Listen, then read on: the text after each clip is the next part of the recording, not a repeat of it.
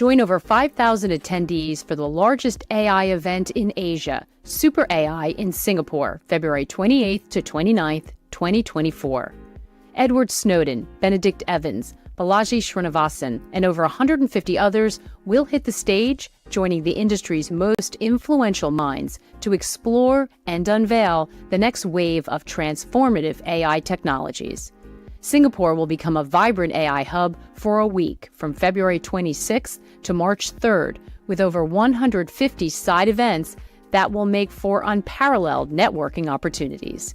Visit www.realvision.com/SuperAI for 20% off tickets with the code RealVision.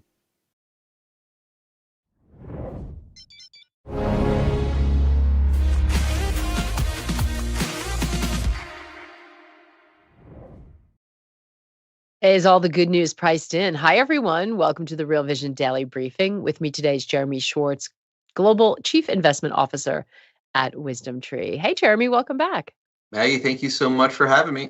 So November was a huge month, and we started off December in similar fashion. We had a big rally in stocks, in bonds, the 10-year yield now at 4.22%. Gold was up, crypto is up. Before we jump in and I get your thoughts, I just wanted to play some highlights from some conversations we've been having all week as we discuss what's driving this momentum. Let's have a listen.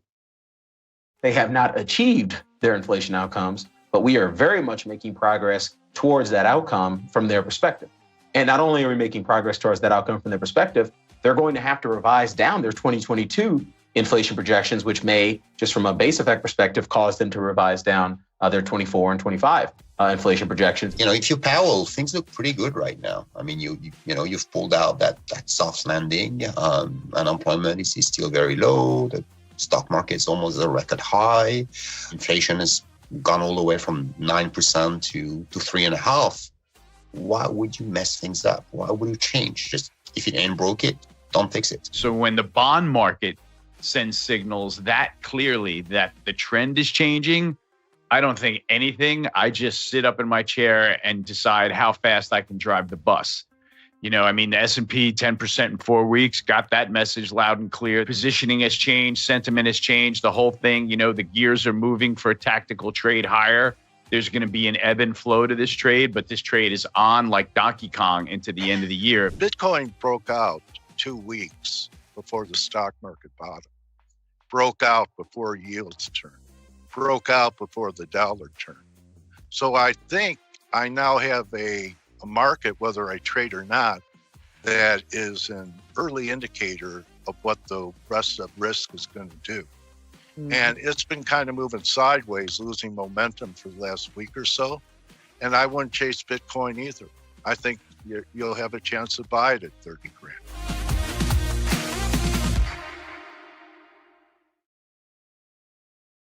Yeah, so very interesting. I mean, there has been that the November move was really powerful, Jeremy, but to see December step right in with this month, what's your sense? Are you surprised to see investors coming out of the gates right away and resuming that rally in stocks and bonds?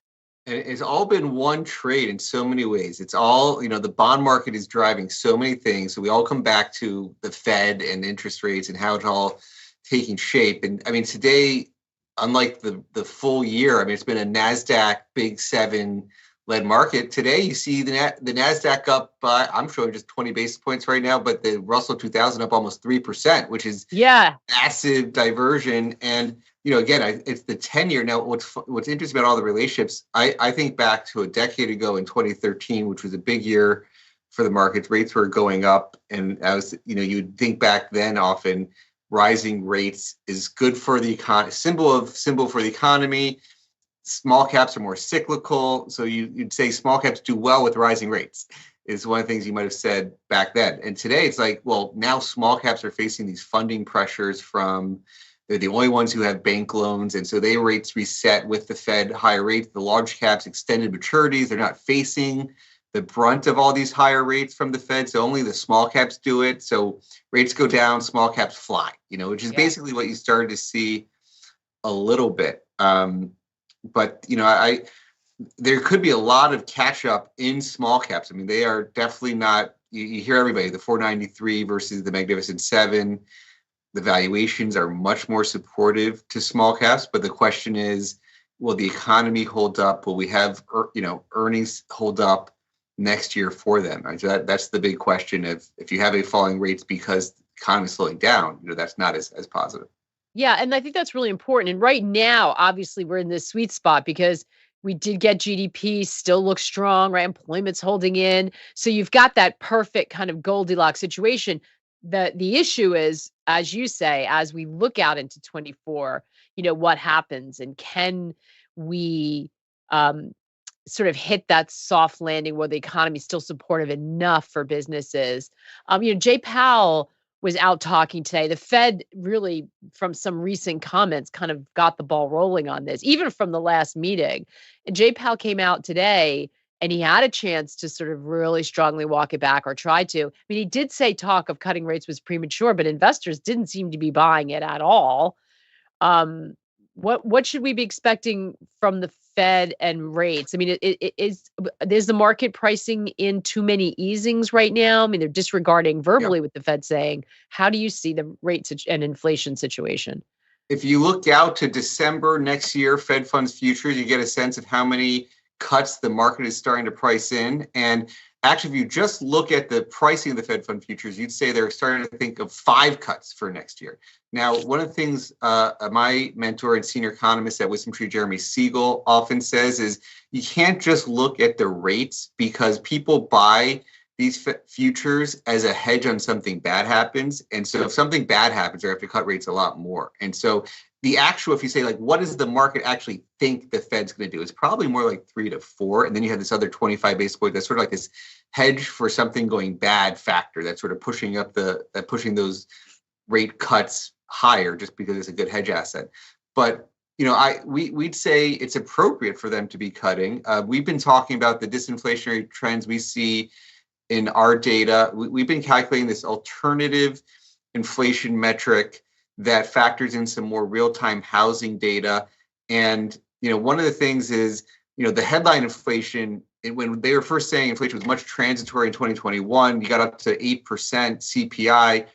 Our numbers were like 13.5% because of just what was happening in housing. Then our numbers started crashing, much faster than the official numbers. And you're hearing some people talk about, all right, well, what are we doing in this? Is we're just playing more real-time shelter. And you have people like Austin Goolsbee saying, hey, all of inflation boils down to what happens in housing and shelter.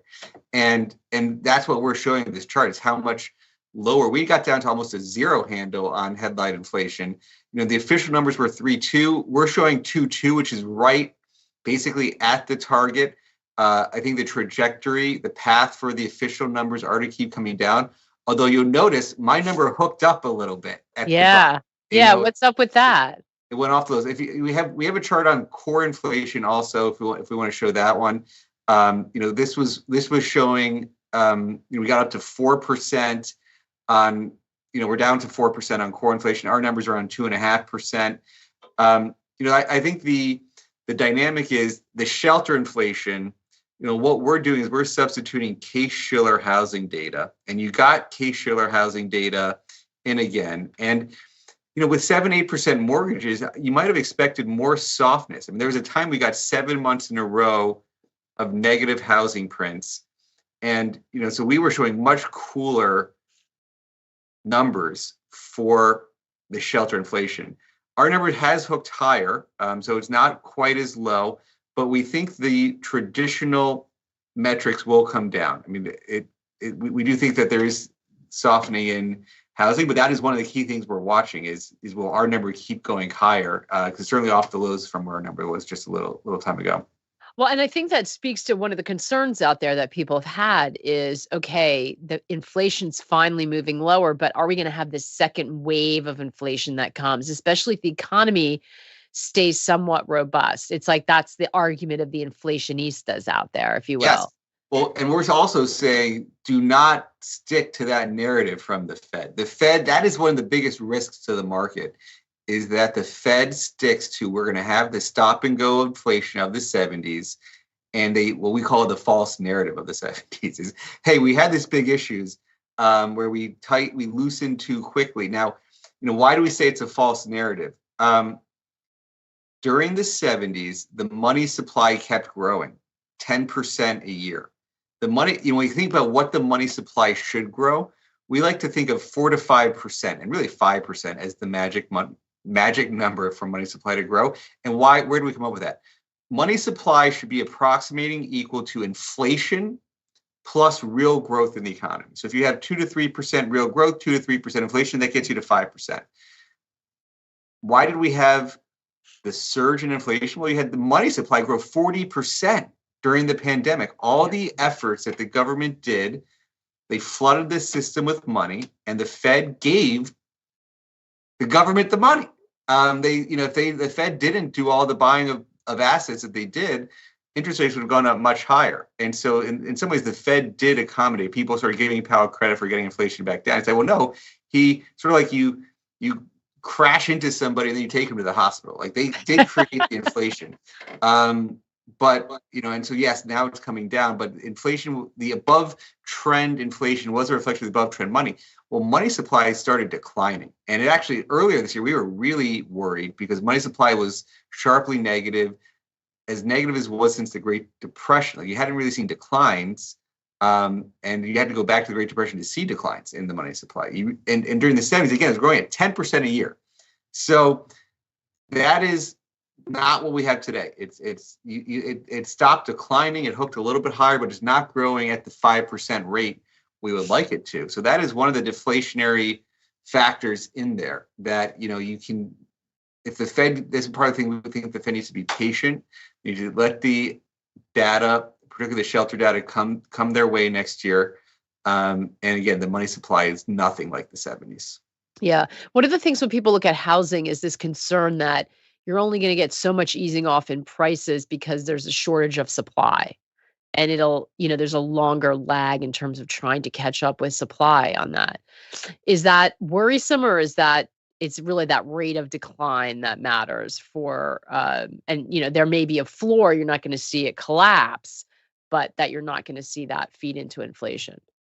Yeah, interestingly, coincidences, you saw the money supply go from March 2020, March 22, 40% higher. The Case-Shiller index went up 40% from that period. And so that was an interesting coincidence of people looking at shelters, one of those nice inflation hedges over the long run. And people were buying. The demographics seemed to be supportive for housing. We would have thought with 7-8% mortgage, you would have gotten a deeper correction. You really didn't. But it has cooled down considerably. And some of the anecdotes that we hear is that it's continuing to cool down. But yes, that supply constraint is what you hear all the time when people trying to justify price. And people say, oh, they know they're going to refinance eventually, so they don't care about paying the 7% mortgage. And there's some truth to that. If I was advising friends to say, the mortgage rate, you're probably going to get a chance to refinance much lower. So you don't have to be overly concerned. And so I all that narrative does make sense. We didn't think you had to erase all the gains in housing, but you would have thought you might come down 10% off the highs. You didn't quite get there. We'll see how that goes. But I think that the official data that Powell looks at is going to get better throughout the course of the year. And I think, the official CPI statistics will come their way. So it gets better. But does that mean they've got to cut? I mean, there's, and you even have Ackman saying he thinks he's even ahead of the market. Bill Ackman coming out and saying he thinks, so clearly he's concerned of a more serious slowdown. So maybe the question isn't, do they cut, is where's the risk that things slow down markedly from here? Well, it does come back to the sort of question of what is the right neutral rate. Like Powell uses the word we are well into restrictive territory. Well into restrictive territory was a quote you kept hearing. And if they have 5.30 as their rate and inflation is really coming back to 2 to 3%, their real rate is, even if it was 3%, if you just took headline inflation today at 3%, their real rates, call it 2%. If it actually gets down to 2%, the trend actually gets to CPI of 2%. Now the real rate's 3%. The long-term neutral maybe 1.5 to 2. So they're very restricted, right? So this when the real rate gets much above what is sort of neutral, where they're not too aggressive, they're not too tightening, and they're not too loose. Where does that neutral rate stand out? And so I do think there's going to be some concern that they just drive more unemployment than is necessary? Do you really want to kick out 1 million to 2 million workers from their jobs because you're at 2.5% instead of 2% inflation, like in an election season? So I think that is the thing. We think there's going to be a lot of pressure. Powell's going to want to keep his job. So I think he's not going to want to overly throw us into a recession, cause all this extra unemployment because they're keeping rates too high. Yeah. If the actual inflation is going to come their way. They do. Not to mention they missed it on, in terms of inflation getting away from them. They want to make an error on the downside as well, of getting that timing wrong. ISM came out today, speaking of where weakness is, and it was subdued again, right? It was the 13th month, I think, below 50. It seems like we keep saying, like, when's there a recession? Some people might point to manufacturing and saying we're kind of already in one. Right. There's signs of the slowdown. There are signs, and the higher they stay at above 5, the more risk they create. So that's why we think they should be talking about it. In some of their previous quotes, they're like, we're not even talking about lowering rates. We do think they should start talking about it, and how quickly they do it will obviously be dependent on the official inflation data and how much more unemployment starts to pick up. But you're coming into the year-end budgeting season, planning season. People be focused on margins and how they manage their cost bases going forward. You'll see where it does unemployment go over the coming months, and I think you could, if there's more signs of weakness, obviously the chance of rate cuts come in sooner. Yeah, should we worry that the ISM number is a sign of what's to come for the rest of the economy? Are they leading, showing us that things are starting to crater, or do you think that sector kind of is working on its own dynamics? AJ asking what you make of that number. It's just one of the signs of weaknesses. I mean, it's one of the signs. China, certainly, you say, like, when you think about the global economy, Europe is definitely showing more sluggish signs of recession. They're embattled in the war. They've got all sorts of issues in Europe, but not a lot of strong growth in Europe. You have China, who's dealing with its real estate crisis. They are not an engine of global growth at the moment. They're not showing. People keep calling for, well, when will they actually stimulate and help reignite excitement about their ramifications, spillovers across the rest of emerging markets? That's not coming. We don't see any signs of that. Xi keeps talking about high quality growth, which is they were not going to really overstimulate. So you don't see China taking the growth baton. Europe's not taking the growth baton. The U.S., we've got these higher rates. So you could see the sort of global sluggishness that is there. Yeah.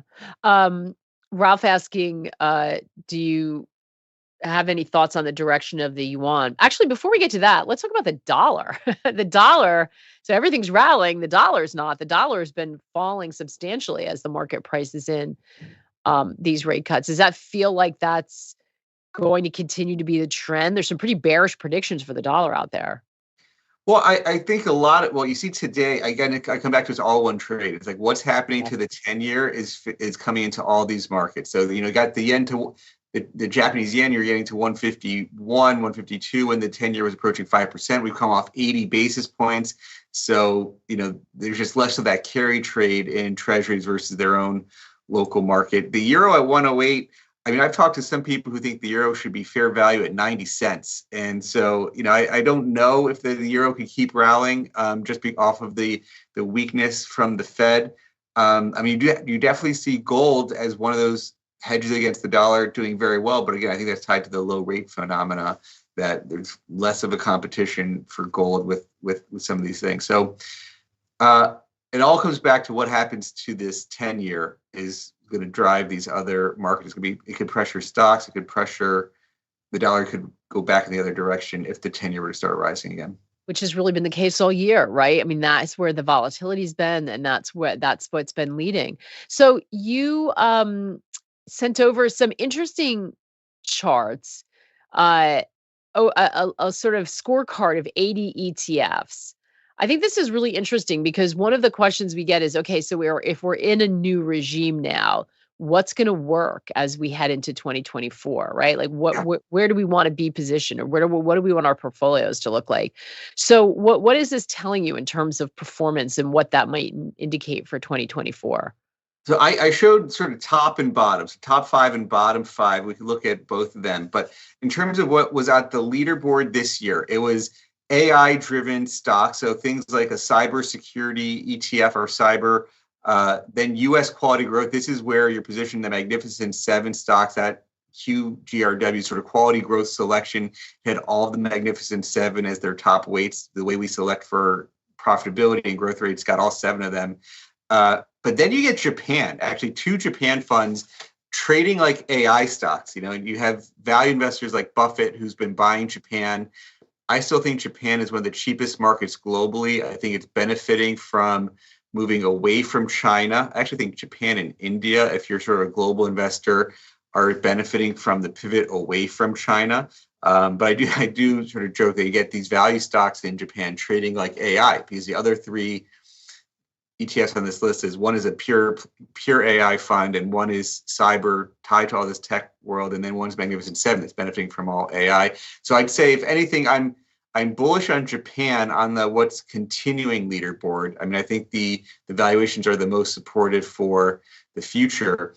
If I go to what's not been working, you have high dividend U.S. stocks on the list. That's DHS. The sort of traditional value has been down when you saw sort of those AI quality growth up 40. So just a huge dispersion from value versus quality growth. I like the value stocks as a little bit more, certainly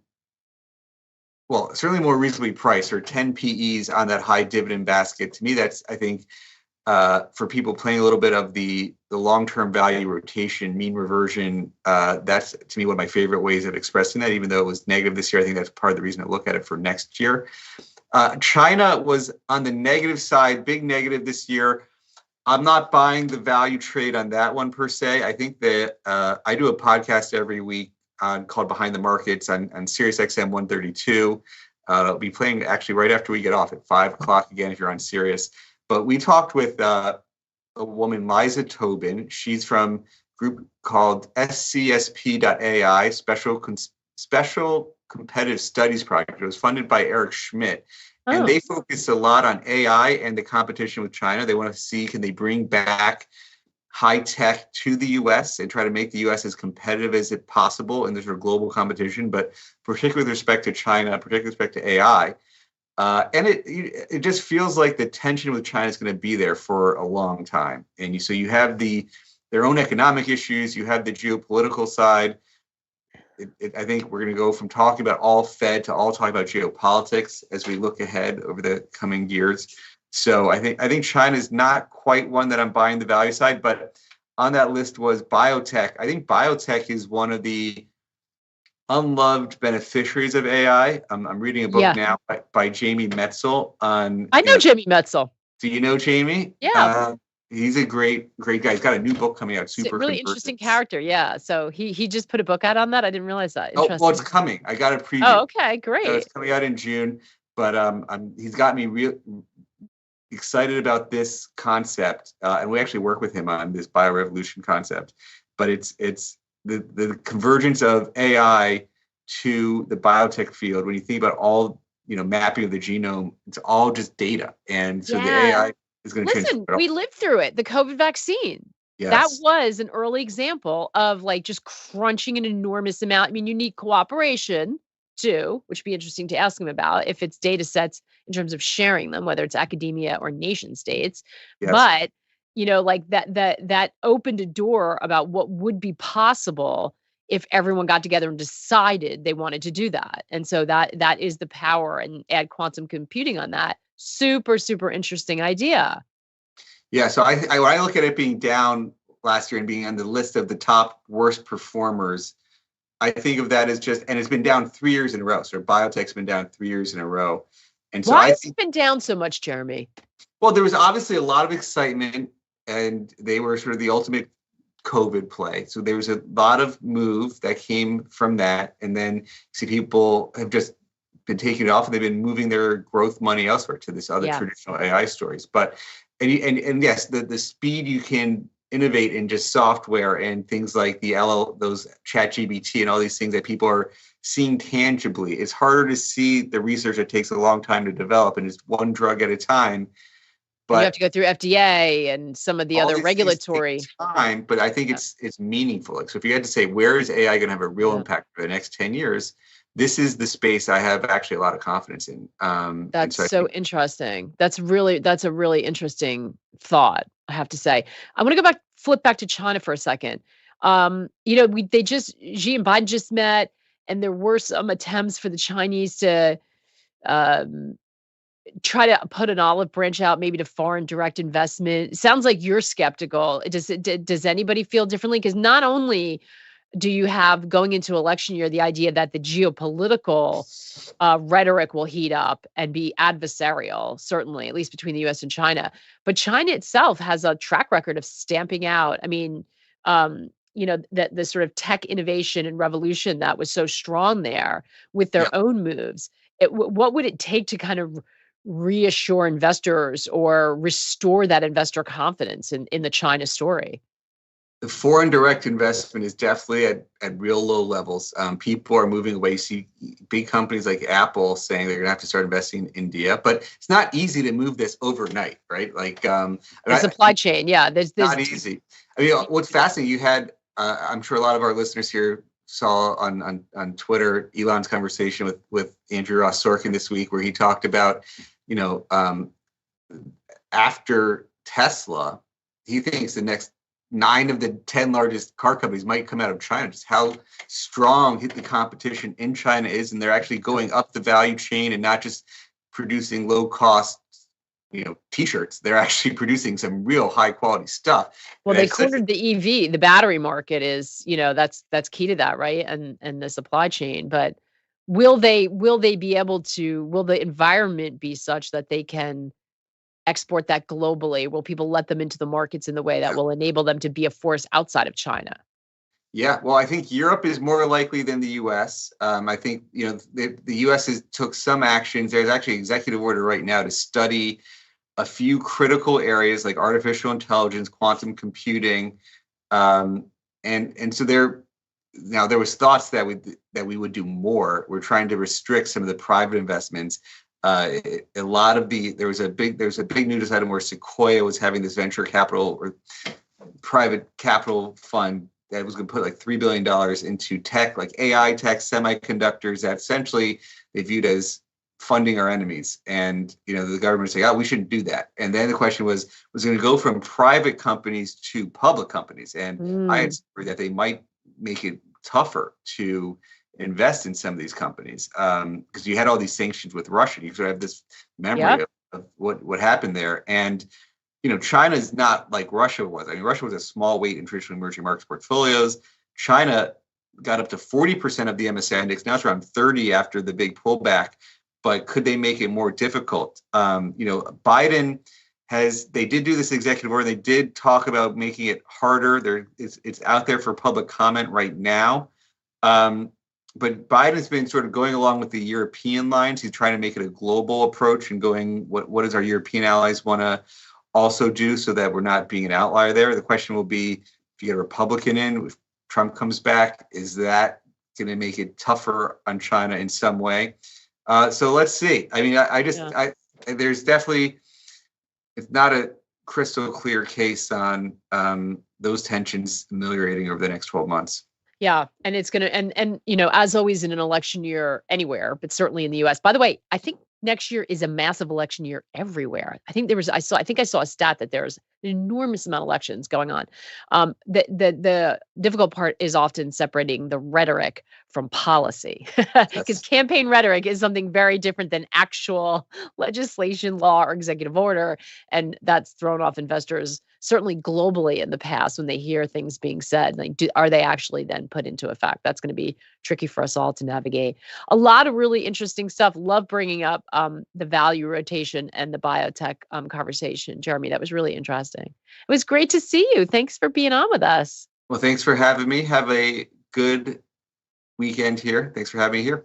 Absolutely. And thanks to all of you. Hope you enjoy your weekend. We will see you next week. In the meantime, take care and good luck out there. Join over 5,000 attendees for the largest AI event in Asia, SuperAI in Singapore, February 28th to 29th, 2024. Edward Snowden, Benedict Evans, Balaji Srinivasan, and over 150 others will hit the stage, joining the industry's most influential minds to explore and unveil the next wave of transformative AI technologies. Singapore will become a vibrant AI hub for a week from February 26th to March 3rd, with over 150 side events that will make for unparalleled networking opportunities. Visit www.realvision.com/SuperAI for 20% off tickets with the code RealVision.